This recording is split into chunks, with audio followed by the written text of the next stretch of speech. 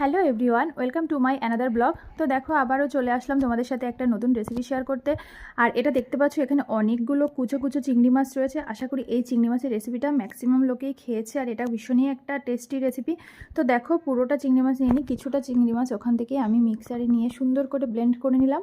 নিয়ে দেখো এটাকে সুন্দরভাবে নামিয়ে নিচ্ছি। আর এটা কিন্তু অনেকটা হয়েছে, দেখে মনে হচ্ছে একটুখানি, বাট অনেকটাই হয়েছে। আর এই দেখো আগে থেকে কেটে নিয়েছিলাম দুটো পেঁয়াজ। তো দেখো পেঁয়াজটাকে এর সঙ্গে, পেঁয়াজ কুচোনো আর কি, কুচোনোটাকে এর সঙ্গে সুন্দরভাবে মিশিয়ে দিচ্ছি। আর এই দেখো এখানে নিয়ে নিয়েছি কতগুলো কাঁচা লঙ্কা। আর লঙ্কাগুলো কিন্তু বিভৎস ঝাল, বাট এতগুলো লঙ্কা দেবো না কারণ আমি একটু ঝাল কম খাই।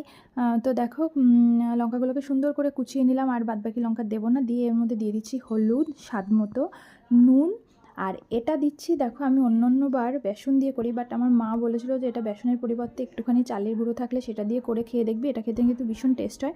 তো মার কথা মতো আজকে আমি বেসনটাকে বাদ দিয়ে আজকে চালের গুঁড়োটা দিয়ে করে খেয়ে দেখছি, যে দেখি কেমন লাগে। তো দেখো আমি সুন্দর করে এটাকে মেখে নিচ্ছি, বেশ সুন্দর করে ভালোভাবে মেখে নিচ্ছি। আর দেখো আমার মাখা অলমোস্ট ডান।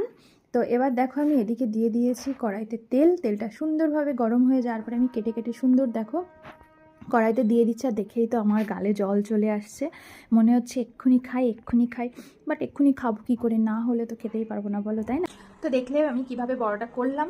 তো এই বড়াটা খেতে কিন্তু ভীষণই ভালো লাগে, মানে এর আগেও আমি খেয়েছি, ভীষণই ভালো লাগে। জাস্ট একটা জিনিস ইয়ে করলাম, এর আগে আমি যতবার করেছি আমি বেসন দিয়ে করেছি, বাট এবার মা বললো সবসময় বেসন দিয়ে করে খাস, এবার চালের গুঁড়ো দিয়ে একটু করে খাবি, তাহলে কী হবে বড়াটা একটু শক্ত হবে, বেসন দিলে একটু নরম হয়।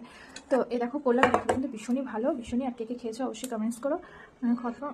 ভীষণ ভালো খেতে, ভীষণ ভালো। কে কে খেয়েছো কমেন্ট